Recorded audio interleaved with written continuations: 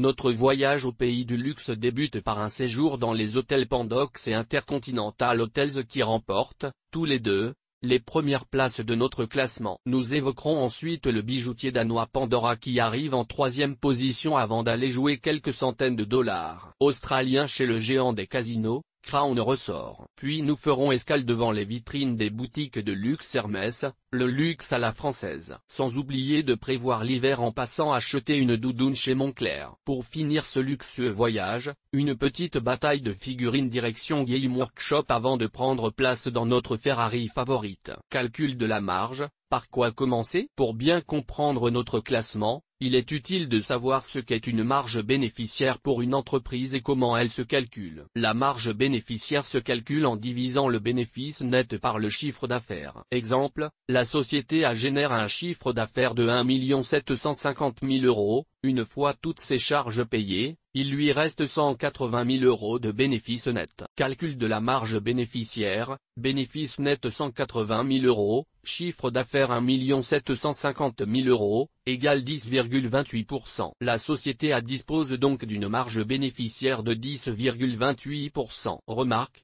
il est important de bien identifier la différence entre marge bénéficiaire et rentabilité bénéficiaire de l'action. Si l'on garde l'exemple de la société A qui capitaliserait en bourse une valeur de 3 200 000 €, et ayant 29 000 actions au capital, soit un cours de bourse de 110,34 € par action, il est alors nécessaire de calculer le bénéfice par action.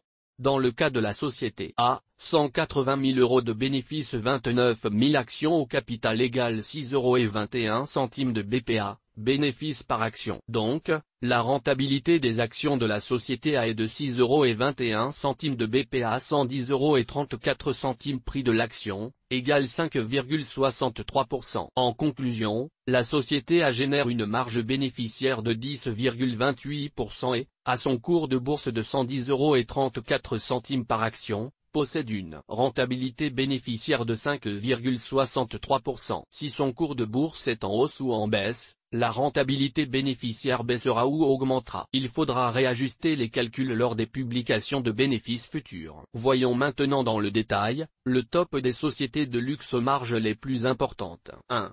Pandox, hôtel de luxe en Suède et en Europe. Pandox est une société suédoise créée en 1995, spécialisée dans l'hôtellerie haut de gamme au rendement attractif. Pandox dispose de 143 hôtels au sein de 83 villes et est implantée dans 15 pays. La société possède aussi des hôtels de moyenne gamme et manage 31 500 chambres. Le PDG de Pandox est Anders Nissen et le groupe compte 1120 collaborateurs dans le monde. Chiffre d'affaires et bénéfices de Pandox entre 2014 et 2017, en milliards de SEK, couronne suédoise, le chiffre d'affaires de Pandox a été en augmentation de 39,08% entre 2014 et 2017. Son bénéfice net a connu une évolution encore plus marquée avec une progression de plus 152% sur les 4 dernières années. Entre 2014 et 2017, Pandox a cumulé 14,88 milliards de SEK de chiffre d'affaires pour 8,74 milliards de SEK de bénéfices, lui offrant des marges bénéficiaires moyennes sur 4 ans de 58,74%. 2.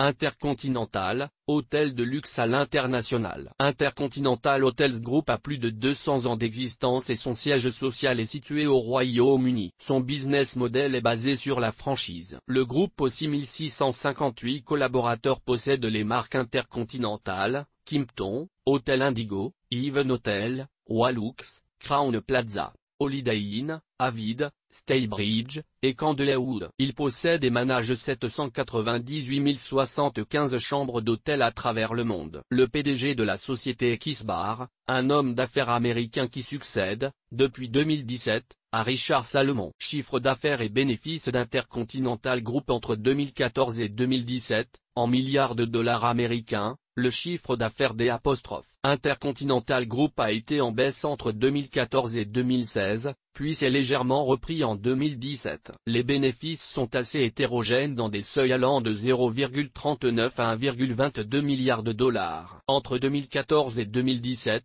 Intercontinental Hotels Group a cumulé 7,16 milliards de dollars de chiffre d'affaires pour 2,61 milliards de dollars de bénéfices. lui offrant des marges bénéficiaires moyennes sur 4 ans de 36,45%. 3. Pandora, bijoux Fantasy made in Danemark. Pandora est une société danoise fondée en 1982 spécialisée dans la conception, la fabrication et la commercialisation de bijoux. Le groupe, dirigé par Anders Kolding-Friis, est implanté dans une centaine de pays et compte plus de 7700 points de vente. La bijouterie Pandora se classe à la 3e place mondiale du secteur de la bijouterie fantasy et compte 15 600 collaborateurs. Chiffre d'affaires et bénéfices de Pandora entre 2014 et 2017, en milliards de DKK. Couronne danoise, le chiffre d'affaires de Pandora a été en augmentation sur la période 2014-2017 car il évoluait de 11,94 milliards de DKK à 22,78 milliards de DKK, soit plus 90,78%. Les bénéfices sont aussi en tendance positive sur cette période, évoluant de 3,1 milliards de DKK en 2017 à 5,77 milliards de DKK en 2017, soit plus 86,12%. Entre 2014 et 2017, Pandora a cumulé 71,74 milliards de DKK de chiffre d'affaires pour 18,58 milliards de DKK de bénéfices, lui offrant des marges bénéficiaires moyennes sur 4 ans de 25,87%. 4. Crown Resort, casino, hôtel et restaurant en Australie. Crown Resort est une société australienne fondée en 2007, qui dispose de 2 immenses complexes en Australie, le Crown Melbourne et le Crown Perth. Le groupe possède aussi le casino Crown Aspinall à Londres. Les structures australiennes de Crown Resort offrent l'hébergement et la restauration de luxe, des casinos, des salles de conférences, ainsi que de nombreuses prestations de divertissement. C'est le Crown Melbourne qui a la primeur d'être le plus grand complexe de casinos en Australie. Le PDG de la société est John H. Alexander et il dirige 15 600 collaborateurs. Chiffre d'affaires et bénéfices de Crown Resort entre 2014 et 2017, en milliards dollars australiens. Le chiffre d'affaires de Crown Resort a été en augmentation sur la période 2014-2017. Il a évolué de 3,09 milliards de dollars australiens, à 12,27 milliards, soit plus 67,63%. Les bénéfices suivent une tendance haussière davantage marquée évoluant de 0,66 milliards à 1,82 milliard entre 2014 et 2017, soit plus 175%. Entre 2014 et 2017, Crown Resort a cumulé 15,96 milliards de chiffre d'affaires et pour 3,80 milliards de bénéfices, lui offrant des marges bénéficiaires moyennes sur 4 ans de 23,80%. 5.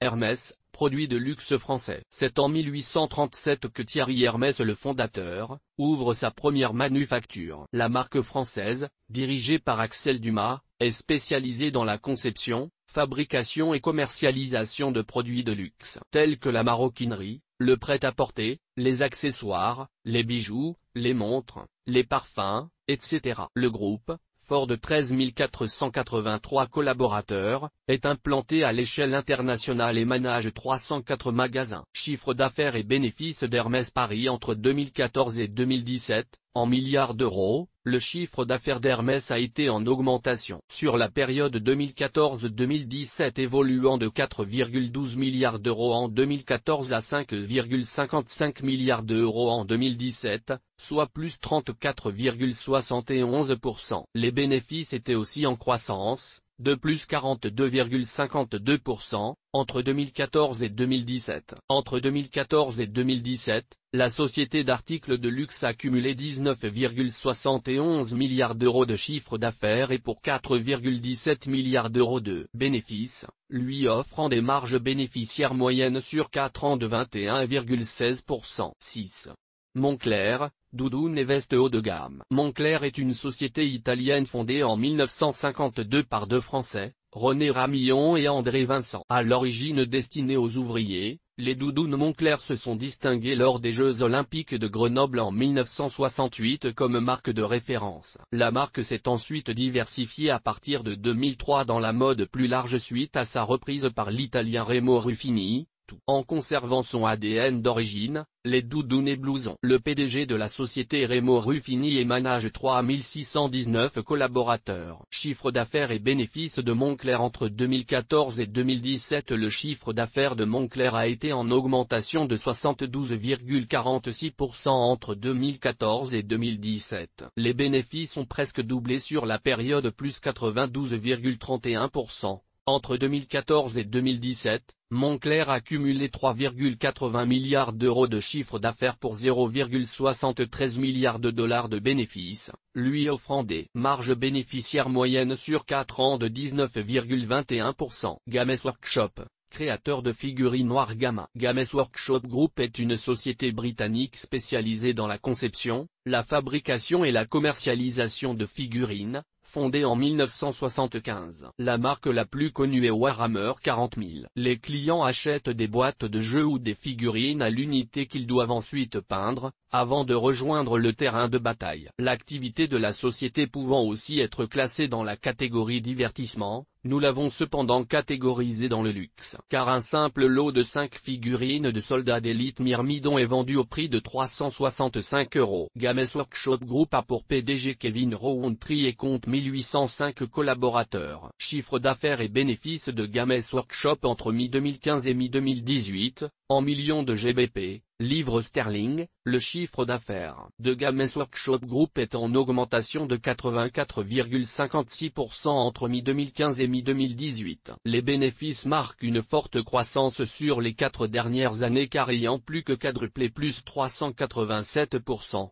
Les chiffres de Games Workshop Group sont du milieu d'année car la société clôture ses comptes annuels chaque année à fin juin. Entre mi-2015 et mi-2018, Games Workshop Group a cumulé 615,18 millions de GBP de chiffre d'affaires pour 115,98 millions de GBP de bénéfices, lui offrant des marges bénéficiaires moyennes sur 4 ans de 18,85%. 8.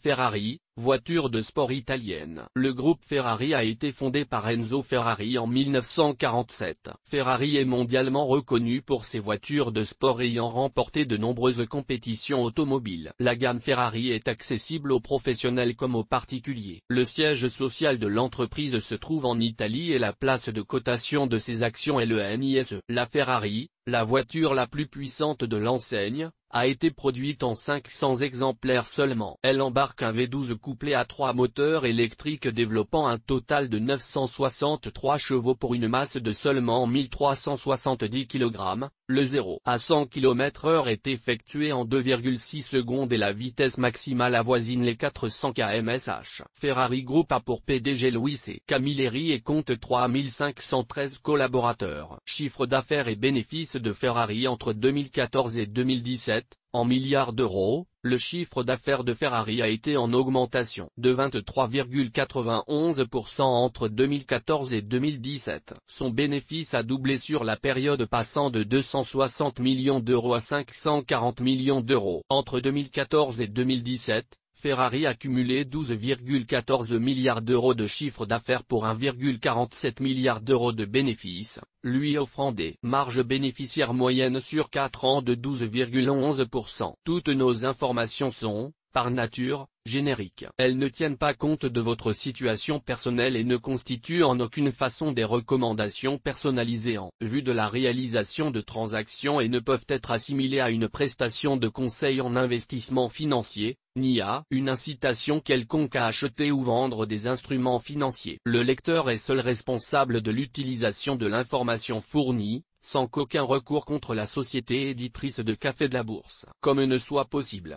La responsabilité de la société éditrice de Café de la Bourse, comme ne pourra en aucun cas être engagée en cas d'erreur, d'omission ou d'investissement inopportun.